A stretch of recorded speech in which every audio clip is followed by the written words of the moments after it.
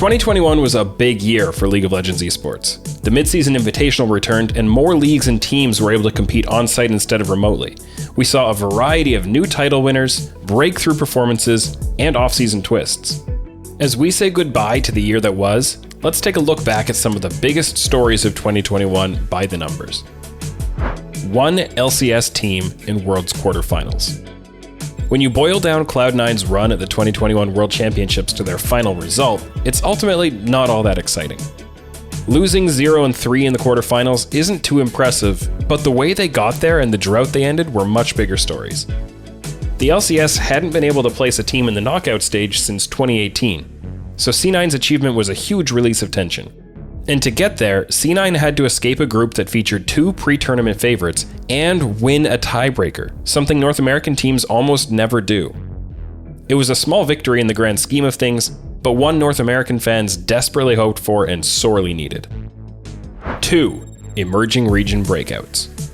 At MSI this year, the Oceanic region made history when Pentanet.gg advanced to the top 6 group stage for the first time in their region's history. They extended their accomplishments by taking a game off of Cloud9 too. At Worlds, Detonation Focus Move pulled off a similar feat for Japan, becoming the first Japanese team to reach the Worlds group stage, beating Cloud9 to secure the head-to-head record and first in their play-ins group. Underdog successes are always a feel-good story, at least from the underdog's perspective. Cloud9 and Unicorns of Love weren't so excited about being victims of Pentanet's and DeadFM's success. 4 unique LEC champion teams, and 5 unique LCS champion teams. Since the founding of both the LCS and LEC in 2013, only a few key organizations have managed to become champions. In North America, TSM and Cloud9 traded wins for the first 5 splits, before CLG managed to join their ranks in summer 2015. After another 5 splits, Team Liquid joined the championship organization list in 2018. It wasn't until 7 splits later, in summer 2021, that we got our 5th unique LCS champion in the form of 100 Thieves. Europe's history of champions has been even more sparse.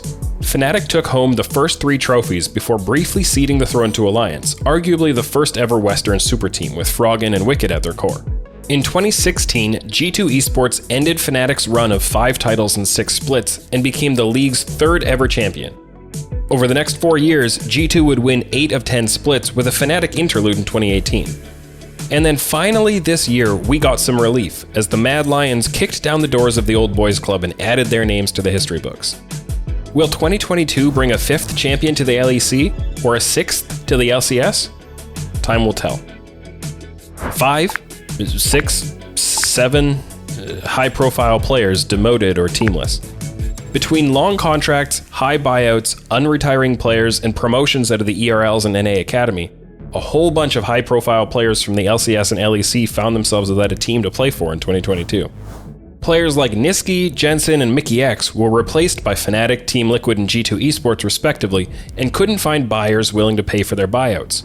Reckless nearly went teamless, but found a home in the LFL with K-Core. Jizuke went unsigned as a free agent. And the list goes on from there. We may see some of these players back in the big leagues 6 months or a year from now, or we may not. Either way, it's going to feel pretty strange kicking off the spring split with all of these faces missing. 581 Major Region Pro Games for SSUMDAY to win a title. When 100 Thieves won the summer split, it wasn't only a first for the organization. It was also the first championship SSUMDAY had won in a Worlds qualifying league, after 7 years and nearly 600 games played in the LCK and LCS. He kept grinding for so long, keeping himself at or near the top of his role in both Korea and North America. And seeing him finally get rewarded for all his effort and all his quality was a fantastic story. Now it's time to find out whether there are even more trophies in his future. 6,276 combined career kills by 2 legendary unretiring players. Bjergsen dropped the bombshell of the LCS offseason when he announced that he was ending his retirement after 1 year and planned to come back to pro play. He sent even more ripples through the pro scene when he left his longtime home at TSM to make his comeback with Team Liquid instead. Not to be outdone, Chinese megastar Uzi is making his own return after spending 2021 recovering from injury issues that appeared to have ended his Hall of Fame level career. Between them, these two players have competed in over 1,300 matches across all competitions, racked up more than 6,000 kills, and if my math is right, farmed over 440,000 CS. The record books aren't done with these two, and neither are the fans. Welcome back. 73,860,742 peak concurrent viewers during World Finals. The esports industry keeps growing, and the League of Legends World Championship Finals were another example of it. The Chinese audience in particular showed up with some astonishing numbers, and globally a peak of over 70 million people tuned in. That's more than a 60% increase over the peak audience of the 2020 finals. We got to watch one of the scene's oldest and most popular organizations, Edward Gaming, take down Damwon Kia to win their first ever Worlds title. It's been an honor to cover 2021 on Run It this year, so for myself, for Travis, and for our editor Barry, thanks for watching and Happy New Year. Happy holidays, everyone. I just want to say thank you so much for watching that video. I hope it was the gift under your tree that you were looking for. And if you're looking for something that's too big to put in a stocking, you should look at alienware.com/Travis and some of the sick hardware that they've got going on there. You know, it's the time to be maybe giving yourself a gift, maybe getting somebody else a gift, and you can use the discount code in the description to save money on that gift. So thank you so much to Alienware for sponsoring this video.